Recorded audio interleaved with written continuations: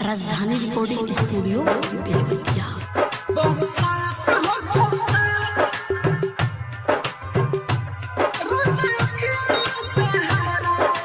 DJ Kanchan Raj Hajipur Vaishali.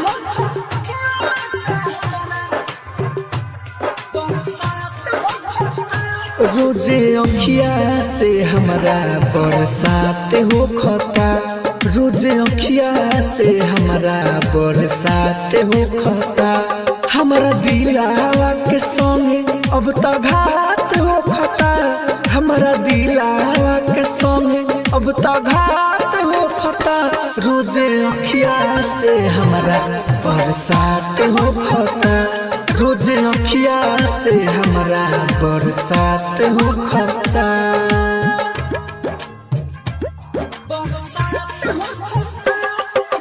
DJ Kanchan Raj Hajipur Vaishali.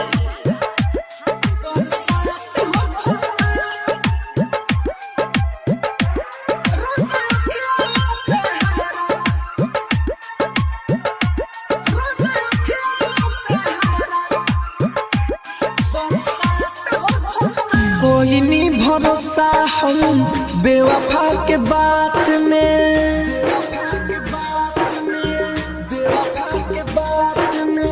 कोई नहीं भरोसा हम बेवफा के बात में। जननी न दिलवा लेके घूमे अपना हाथ में, नहीं कवनो पयब विश्वास हो खता, नहीं कवनो पयब विश्वास हो खता।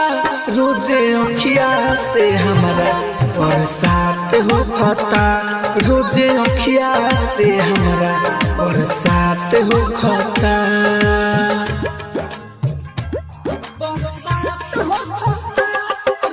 डीजे कंचन राज हाजीपुर वैशाली।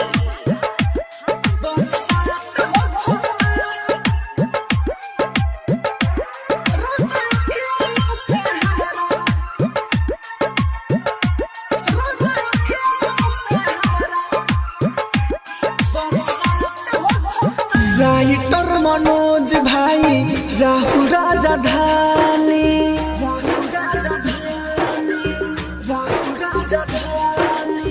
राइटर मनोज भाई राहु राजधानी।